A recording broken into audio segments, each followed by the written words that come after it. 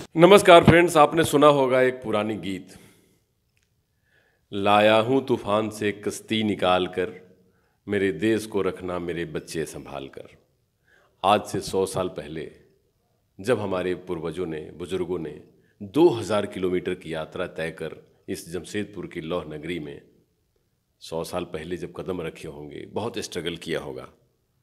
बहुत सारी स्टोरी है आज एक सोसाइटी से संबंधित, जिसका नाम है एडीएल सोसाइटी।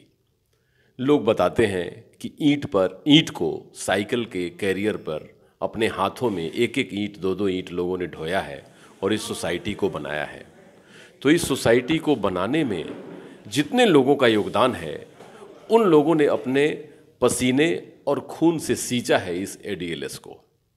और आज एडीएलएस 100 साल के बाद जहां पहुंचा है, वहां एक चुनाव होती है। चुनाव में कमेटी की गठन होती है, अध्यक्ष चुने जाते हैं, जनरल सेक्रेटरी चुने जाते हैं, ट्रेजरर चुने जाते हैं और कमेटी के मेंबरान चुने जाते हैं।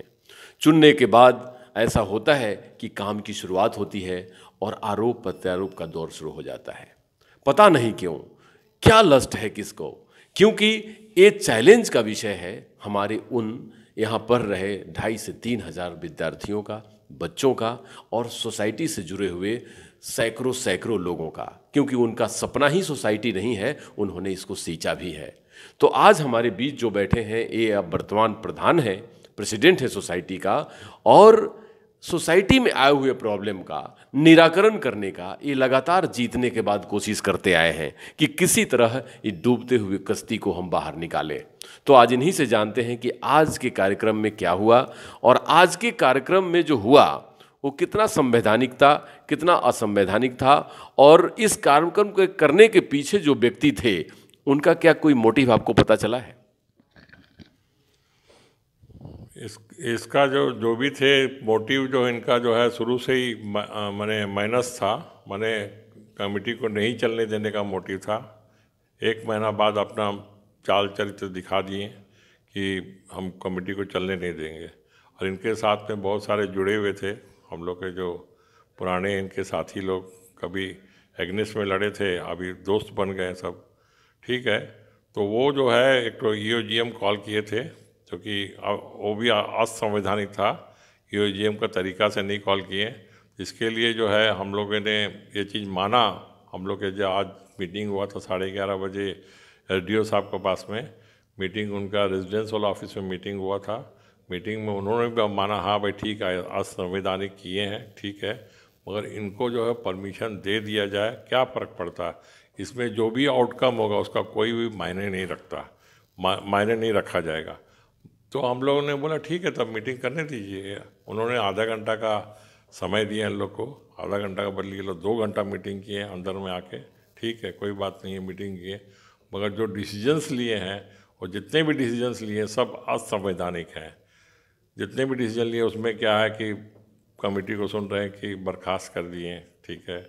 दूसरा डिसीजन लिए हैं कि वो जो कमेटी को बर्खास्त करके कुछ एडॉक कमेटी बना दिए हैं, वो डिसीजन लिए हैं, ठीक है। जो भी डिसीजन वो लिए बोल रहे हैं, जितने भी हैं सब असंवैधानिक है, क्योंकि इसमें जो ट्रस्टी साहब जो हैं चेयर किए हैं, ट्रस्टी साहब का हम लोग का कॉन्स्टिट्यूशन में जो रोल है, वो यहाँ का जो है चल अचल संपत्ति का जो है उनको देख रेख करने का है, और उसके बाद में जितने भी बने ज़मीन जायदाद का कागज़ में साइन करने का, उनको इसके सिवा कोई रोल नहीं है उनका।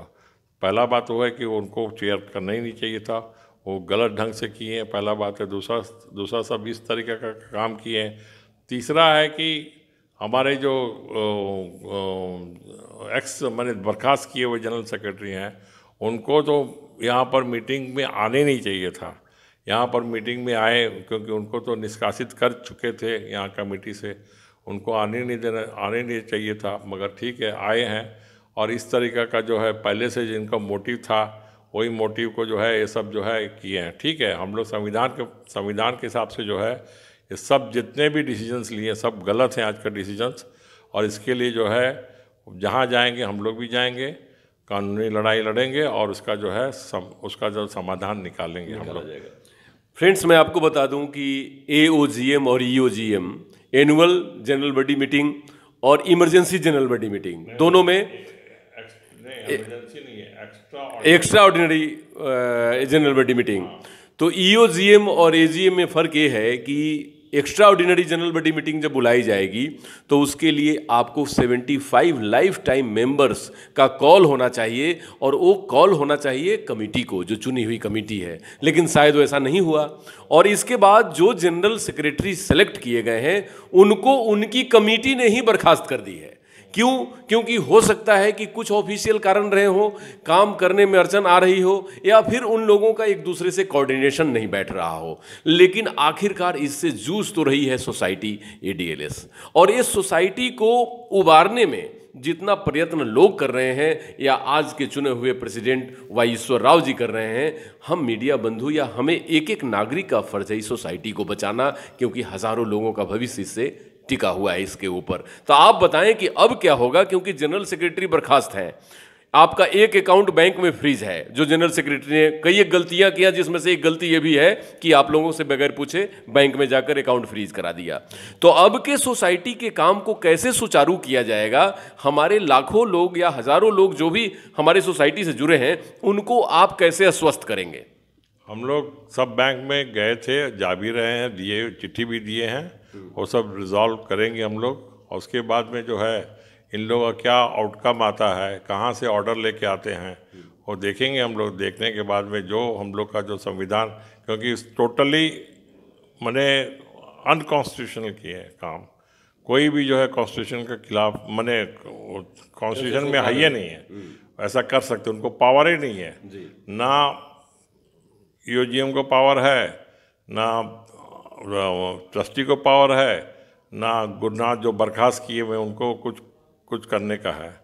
तो सब मिल के सभी असंवैधानिक काम किए हैं, तो इसका जो है जो भी होगा हम लोग देखते हैं। नहीं प्रेसिडेंट साहब, मैं ये जानना चाह रहा था कि यहाँ जितने बच्चे पढ़ते हैं या जो सोसाइटी से रिलेटेड लोग हैं, जो जॉब करती हैं, टीचर स्टाफ हमारे हैं दर्जनों, तो उन सब लोगों के काम में या किसी भी क्रियाकलाप में कोई व्यवधान तो नहीं आने वाला है?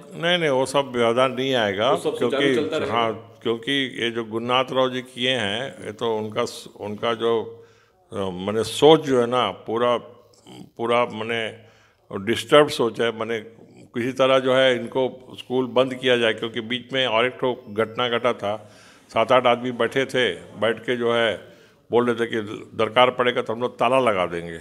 उसके सूचना भी हम लोग कंप्लेंट किए हैं, उसके सूचना भी हम लोग जो है यहाँ कदमा थाना में दे चुके हैं, जो कि इन लोग का वीडियो भी है उसका, जो उसमें गुरनाथ राव जी अपने भी थे, उन्होंने भी बहुत साथ बोले हैं कमेटी के खिलाफ। कमेटी में रहते हुए कमेटी के खिलाफ, तो इसीलिए सब जो बहुत सारे कारण हैं इनको बर्खास्त किया। कमेटी ने उनको निकाल हाँ, उनकी कमेटी ने उनको निकाल दिया। अभी अपने ही बाहर हैं वो जी, जो कि कमेटी यहाँ पर अंदर नहीं आ सकते हैं।